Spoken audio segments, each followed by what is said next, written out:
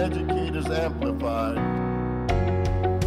1510 AM WRRD. My name is Earl Ingram. I'm going to be part host of this special event. We want to give each candidate an opportunity, about a minute, though.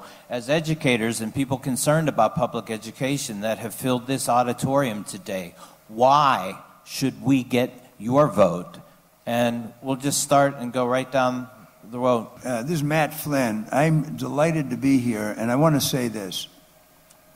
On the ship I was on in the Navy, we had sailors from Mississippi and Alabama, California, New York, Minnesota, Wisconsin. We had no north-south divide. We had no racial divide. We had no urban-rural divide. We were shipmates. We stood watch together. We went on liberty together. We worked together. And everybody in this audience today is my shipmate, and everybody in the state is my shipmate. I will unify this state. I'll unify the Democratic Party, as I did before when I was chairman. And I see a bright future going forward. The cancer of what Walker and Trump have done is going to be corrected.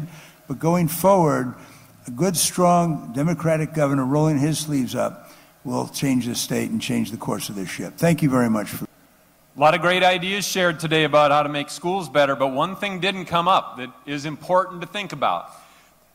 0.5% of the American population supplies 2/3 of the political money in elections. That's why teachers aren't being heard. That's why kids aren't being heard. That's why the voices of parents aren't heard in these education debates. It's because a few privileged and wealthy and well-connected people at the top get to do all the talking, and their wishes are granted by our elected officials.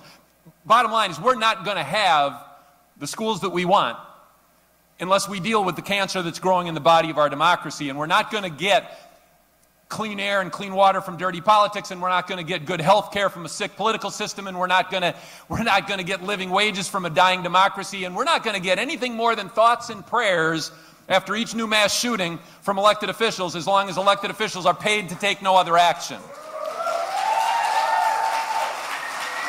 Working to cut the cancer out of our democracy has been my life's work, and that's something that we have to do if the voices of regular people are going to be heard, and if we're going to have a government that works for all of us and not just a privileged few. May long. May long. You know what? Everything that's been said here, I think we all agree with. But at the end of the day, in order to change anything, we have to win. And if we don't win, we're just having town halls like this. We're just coming together and having forums. And I have a plan to actually win this thing. We just opened an office in Milwaukee on Sunday on North MLK Boulevard. We have an office in Madison. We're going to be opening an office in Fox Valley soon. And that's so that we can get out and talk to people. I have a plan to get 50,000 more African Americans, people that look like me, out to vote. Because if we don't get blacks to vote, we will not win. If we don't do well, and winning is not just going to black churches every 3.5 years, overpromising, underperforming, and then saying, do it again. We have to actually win this thing. I've been endorsed by the operating engineers. If you didn't know, those are 10,000 men and women across our state that have actually built roads. They endorsed Scott Walker the last 3 times. So I brought them over. We have to talk to people outside of this room, outside of these 4 walls. If we don't do that, we don't win. This all sounds great, but we have to actually win this thing to get anything done. That's my plan. We're going to get out and talk to people. We're going to change this whole electorate. We're going to change this election. We've got over 49.1% every single time we've ran.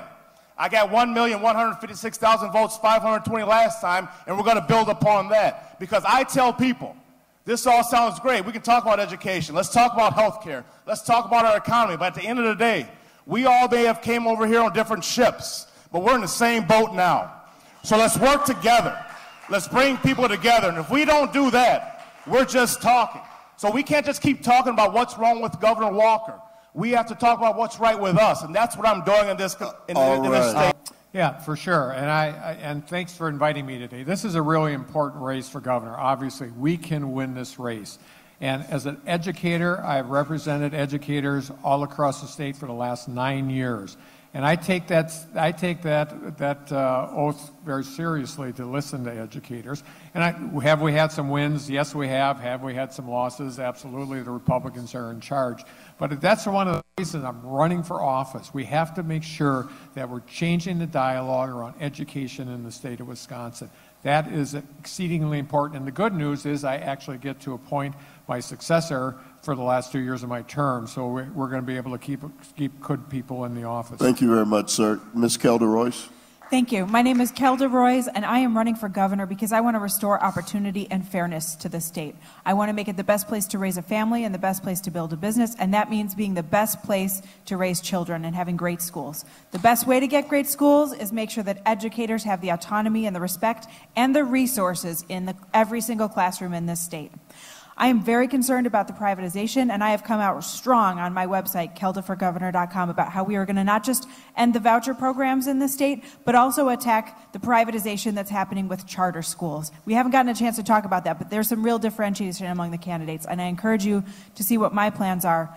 I ask for your vote on August 14th and again on November 6th, and I hope that I can earn your partnership because you will have no stronger voice in the governor's mansion than I have, just like when I was in the assembly and I stood up for you during Act 10 and saving the 4-year-old kindergarten grants that were on the Democrats' chopping block. I have been with teachers every step of the way.